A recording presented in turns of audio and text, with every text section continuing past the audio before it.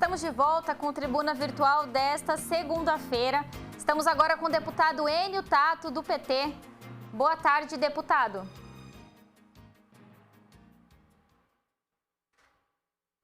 Deputado, estamos sem seu áudio. Oi. Agora sim. Boa tarde a todos os telespectadores da TV Assembleia, os parlamentares que estiverem acompanhando. Eu queria usar esse tempo hoje para falar sobre o meu projeto 243 de 2021, que foi protocolado no dia 19 de abril. Esse projeto, ele coloca entre as prioridades para a vacina contra a Covid todos os usuários de transporte de massa. Metrô, trem, balsa, ônibus. Por que eu apresentei esse projeto? E apresentei depois, quando estava terminando a primeira leva de prioridades, que era até os 60 anos, e quando foi colocado o pessoal que trabalha na área de saúde, o pessoal que trabalha nos hospitais, nos pronto-socorros, e outras categorias, inclusive da educação. Porque o maior problema hoje na cidade de São Paulo, na região metropolitana de São Paulo e nas regiões metropolitanas do estado de São Paulo e do Brasil, é o problema da aglomeração no transporte coletivo. Isso não precisa a gente correr muito para ter certeza disso. É só a gente ir num terminal de ônibus ou ir numa estação de metrô ou de trem, todos os dias. De manhã, à tarde e muitas vezes durante o dia todo. É muita aglomeração, é muita gente que está sofrendo, né? É mais vulnerável, que está sofrendo com a contaminação. E tem dados já, pesquisas, principalmente da USP, que detecta isso e confirma isso, que o povo da periferia está sendo mais vitimizado, tem mais óbitos de que pessoas que trabalham em outras regiões da cidade de São Paulo. Essa pesquisa da USP coloca o seguinte, que enquanto tem apenas não muito, né, 20 mortes a cada 10 mil habitantes da região do Jardim Paulista, Saúde e Moema, 20 óbitos por 10 mil habitantes, que já é bastante, é muito. Na região periférica, são 50 mortes, 50 óbitos a cada 10 mil habitantes.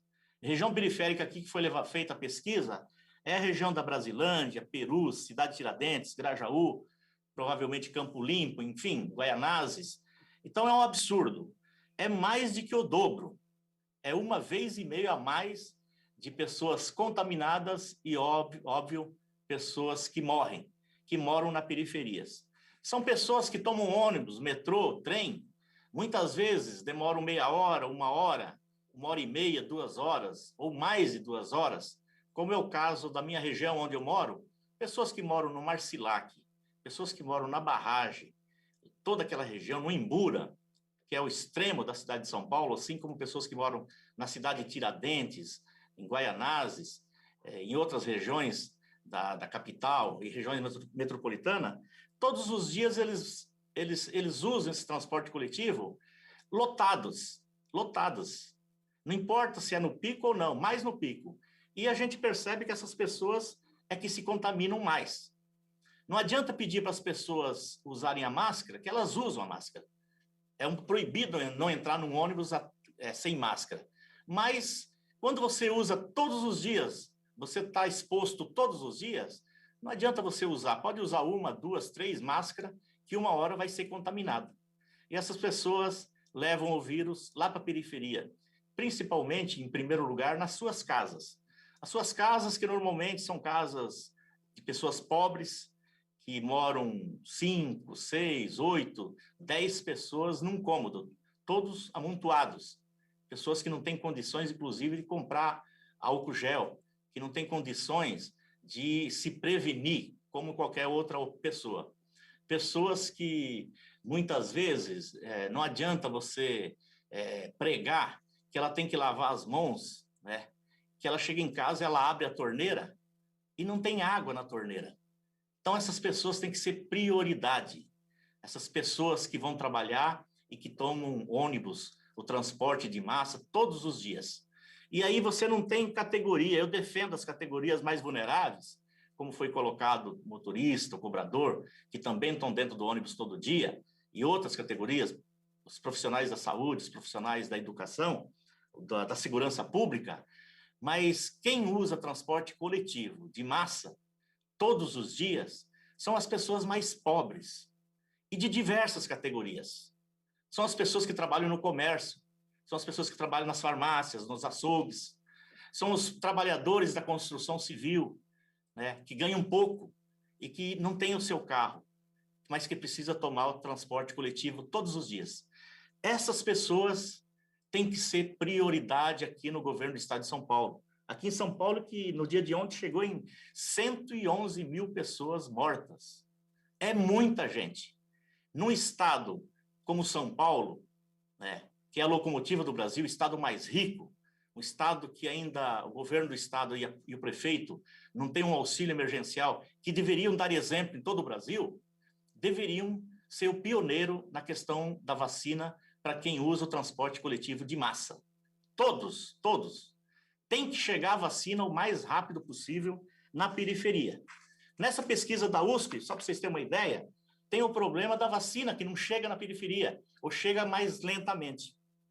Apenas 12% da população nas regiões mais ricas, né? Mais ricas não, classe média, pessoal mais próximo do centro da cidade. 12% da população foi vacinada nessa região que foi feita a pesquisa. Jardim Paulista, Saúde e Moema, né? Para vocês terem uma ideia, nessa outra região, na periferia, Brasilândia, Peru, Cidade de Tiradentes, Grajaú, cai para 5,5% a 7,5%. Tudo é mais difícil para quem mora na periferia. É mais gente morrendo, é mais gente menos vacinada. Eu fui me vacinar há poucos dias no pronto-socorro lá da minha região, na Vila São José. É impressionante, filas quilométricas, quando muda de uma idade para outra. Então, é tudo mais difícil. As pessoas mais vulneráveis são aquelas que o governo do estado, a prefeitura, deveria ter um olhar mais cuidadoso e ser prioridade. A vacina tem que chegar para todo mundo. Infelizmente, nós temos um presidente da República que é um assassino, verdadeiramente um assassino. Ele que não deixou chegar a vacina numa quantidade que poderia ter um avanço muito maior, né, nesse período de 4 meses de vacina. Ele não comprou a vacina. Ofereceram para ele, ele se negou a comprar. Então, a vacina está demorando. Inclusive, os insumos para que o Butantan, né, produza a vacina. Mas o estado de São Paulo podia sair na frente. Podia abrir como prioridade essas pessoas que usam o transporte coletivo.